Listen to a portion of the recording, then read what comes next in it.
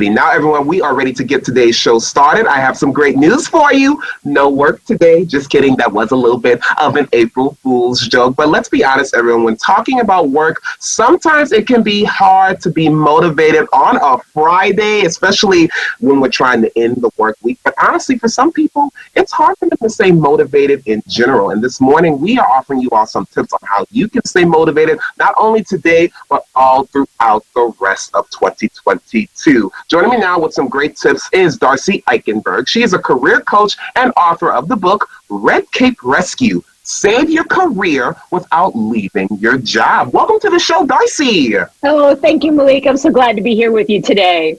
I am so glad you are here as well, because even somebody like me who tries to stay positive and motivated all the time, sometimes it gets a little bit hard. And before you offer us some great tips this morning, I want to ask you, where do you think people's lack of motivation comes from?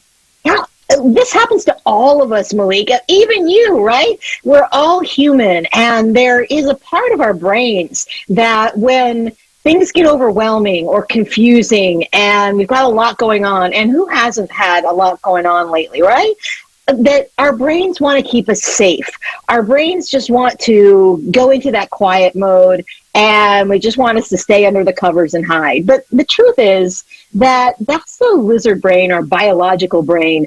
Our true self knows that we've got to get out and do the things that we're meant to do, the things that are helpful to our companies, to our families. And so I think it happens to everybody. It's not just you. So don't beat yourself up a lot of times when you're thinking about, oh my gosh, how lazy am I that I have no motivation? You are not alone. It happens to every single one of us. So true. And that's actually one of the tips you have brought us this morning. Stop beating yourself up. But I want to ask you, Darcy, how can we stop beating ourselves up if for some people they're already having, or always having rather, that negative self-talk? How do we not listen to that inner saboteur?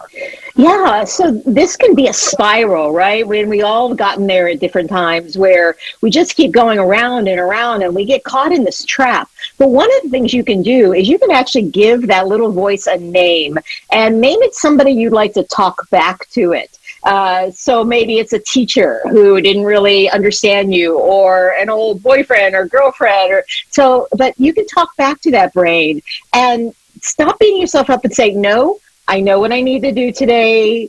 Stop telling me I can't do it. Stop telling me I'm not good enough.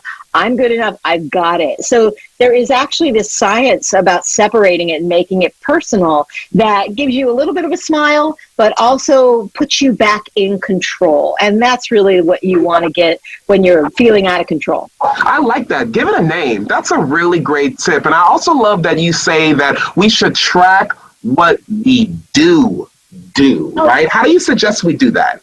So many times we are doing so much more than we give ourselves credit for. Partly because if you've been doing the work that you're doing for a long time, you make it look easy. So writing down at the end of every day, or maybe at every few hours or so, writing down what you've actually done can be super powerful to look at the end of the day, at the end of the week, because it all accumulates. We don't give ourselves credit for all we do. So tracking it, just do it on your phone, do it on a piece of paper. It doesn't really matter. But getting into the habit of acknowledging yourself for all that has been done to shift your brain out of the place where you're beating yourself up for everything that hasn't been done.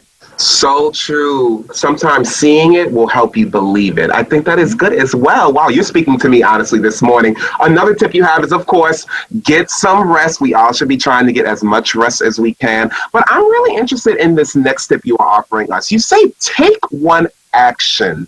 What do you mean by that?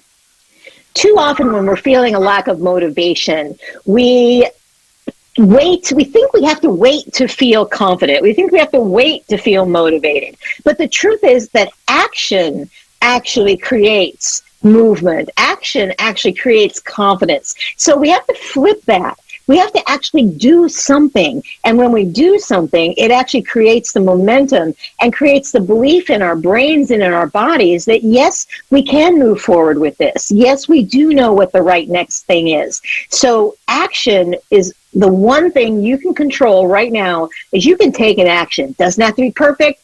Doesn't have to be overly thought out. just get in motion, and motion puts us in further motion. Come on with that. And your last tip, I love it. Remember why you fell in love with your career. There was something that brought you to what you're doing. You can probably remember for years, Malik, right? Even on a day like this where, you might be feeling, oh, it's April Fool's Day, it's a new month.